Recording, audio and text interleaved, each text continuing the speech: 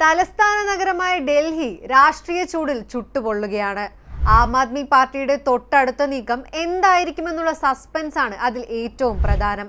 നീണ്ട നാളത്തെ ജയിൽവാസത്തിന് ശേഷം തിരിച്ചെത്തിയ ഡൽഹി മുഖ്യമന്ത്രി അരവിന്ദ് കെജ്രിവാളിന്റെ രാജിപ്രഖ്യാപനമായിരുന്നു അപ്രതീക്ഷിത ട്വിസ്റ്റുകൾക്ക് തുടക്കമിട്ടത്. രാജിക്ക് പിന്നാലെ അതിഷി സിംഗിനെ നിയമസഭാ കക്ഷി നേതാവായി ആം ആദ്മി പ്രഖ്യാപിക്കുകയും ചെയ്തു. ജനങ്ങൾ തന്റെ സത്യസന്ധത തെളിയുന്ന സർട്ടിഫിക്കറ്റ് നൽകിയാലേ മുഖ്യമന്ത്രി കസേരയിൽ ഇരിക്കൂ എന്നാണ് കേജ്രിവാളിന്റെ പ്രസ്താവന. ജയിലിൽ നിന്ന് വന്ന തനിക്ക് അഗ്നിപരീക്ഷ നേരിടണം. തങ്ങൾ സത്യസന്ധരാണെന്ന് ആളുകൾ പറയുമ്പോൾ മാത്രമേ താൻ മുഖ്യമന്ത്രിയും മനീഷ് ഉപമുഖ്യമന്ത്രിയുമാകൂ എന്നാണ് അരവിന്ദ് കെജ്രിവാൾ പറഞ്ഞത്. മുഖ്യമന്ത്രി സ്ഥാനം ഒഴിഞ്ഞ് ജനങ്ങളിലേക്ക് നേരിട്ടെത്തുന്ന പ്രചാരണ പരിപാടികൾക്ക് തുടക്കം കുറിക്കുക എന്നതാണ് കേജ്രിവാളിന്റെ നീക്കത്തിന് പിന്നിലെന്ന് സൂചന. മന്ത്രിസഭയിലെ രണ്ടാമനായ മനീഷ് സിസോദിയ കേജ്രിവാളിനൊപ്പം പ്രചാരണത്തിൽ സജീവമാകുമെന്നാണ് സൂചന. മദ്യനയ കേസിൽ ഇരുവരും അറസ്റ്റിലായിരുന്നു. 2025 ഫെബ്രുവരി നിയമസഭാ തിരഞ്ഞെടുപ്പ് നടക്കാനിരിക്കെ കേജ്രിവാളിന്റെ ഈ അപ്രതീക്ഷിത രാജിയിൽ BJP നേതൃത്വം ആകെ വെട്ടിലായിരിക്കുകയാണ്. അതിനൊപ്പം ഡൽഹിയിലെ നിയമസഭാ തിരഞ്ഞെടുപ്പ് വേഗത്തിലാക്കാനുള്ള പദ്ധതികളും ആം ആദ്മി പാർട്ടി അണിയറയിൽ ഒരുങ്ങുന്നുണ്ട്. നവംബറിൽ മഹാരാഷ്ട്ര തിരഞ്ഞെടുപ്പിനോടൊപ്പം ഡൽഹിയിലെ തിരഞ്ഞെടുപ്പും നടത്തണമെന്ന ആവശ്യം കേജ്രിവാൾ ഉന്നയിച്ചു കഴിഞ്ഞു.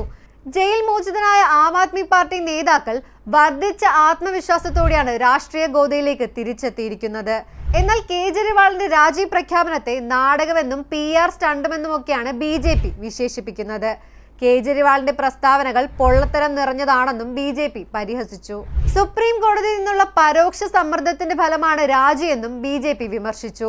സ്വന്തം ഭാര്യയെ അടുത്ത മുഖ്യമന്ത്രിയാക്കാനുള്ള വലിയ പദ്ധതിയുടെ ഭാഗമാണ് രാജി എന്നാണ് BJP ദേശീയ വക്താവ് ഷെഹ്സാദ് പൂനെവാലെ പറഞ്ഞത്. എന്നാൽ നിലവിലെ കെജ്രിവാൾ മന്ത്രിസഭയിലെ ധനകാര്യ വിദ്യാഭ്യാസ മന്ത്രിയായിരുന്ന അതിഷിയാണ് ഡൽഹി മുഖ്യമന്ത്രി സ്ഥാനത്തേക്ക് എത്തുന്നത്. കേജ്രിവാൾ ജയിലിലായതോടെ BJPക്കെതിരായ യുദ്ധം നടത്തിയതും അതിഷിയായിരുന്നു. പക്ഷേ കഴിഞ്ഞ 6 മാസം ജയിലിലായിരുന്നിട്ടും രാജിവെക്കാൻ തയ്യാറാകാതിരുന്ന കേജ്രിവാൾ തീഹാർ ജയിലിൽ നിന്ന് പുറത്തു വന്നതിന് പിന്നാലെ രാജി പ്രഖ്യാപിച്ചതിനെ BJP സംശയദൃഷ്ടിയോടെയാണ് നോക്കിക്കാണുന്നത്. രണ്ടാം നിരയിലുള്ള നേതാക്കളെ മുഖ്യമന്ത്രി സ്ഥാനത്തേക്ക് എത്തിക്കുകയും തിരഞ്ഞെടുപ്പിലൂടെ അഗ്നിശുദ്ധി നേടി വീണ്ടും അധികാരത്തിൽ തിരിച്ചെത്താമെന്നും ആം ആദ്മി പാർട്ടി കണക്കുകൂട്ടുന്നുണ്ട്. അതുമാത്രമല്ല, തിരഞ്ഞെടുപ്പ് നേരത്തെയാക്കാനുള്ള തന്ത്രങ്ങളും അവർ തികഞ്ഞ ആത്മവിശ്വാസത്തിലാണ് എന്നതിന് തെളിവാണ്. കേജ്രിവാളിന്റെയും ആം ആദ്മി പാർട്ടിയുടെയും ഈ ആത്മവിശ്വാസത്തിലാണ് BJPയുടെ കേന്ദ്ര നേതൃത്വം പതറിപ്പോകുന്നത്. വരും നാളുകളിൽ ഡൽഹിയിലെ രാഷ്ട്രീയ ചൂട് ഇനിയും ഉയരാൻ സാധ്യതകളുണ്ട്. ആ ചൂടിൽ ആര് വാടും, ആര് തളരും, ആര് തളിരിടും എന്നതാണ് ഇനിയുള്ള ചോദ്യം. കൂടുതൽ വാർത്തകൾക്കും വിശേഷങ്ങൾക്കുമായി ഞങ്ങളുടെ channel like, share and subscribe ചെയ്യുക. ഞങ്ങളുടെ വീഡിയോകൾ നിങ്ങളിലേക്ക് ഉടനടി ലഭ്യമാകുന്നതിന് സബ്സ്ക്രൈബ് ബട്ടന് തൊട്ടടുത്തുള്ള ബെൽ ഐക്കണിലെ ഓൾ ഓപ്ഷൻ എനേബിൾ ചെയ്യാനും മറക്കരുത്.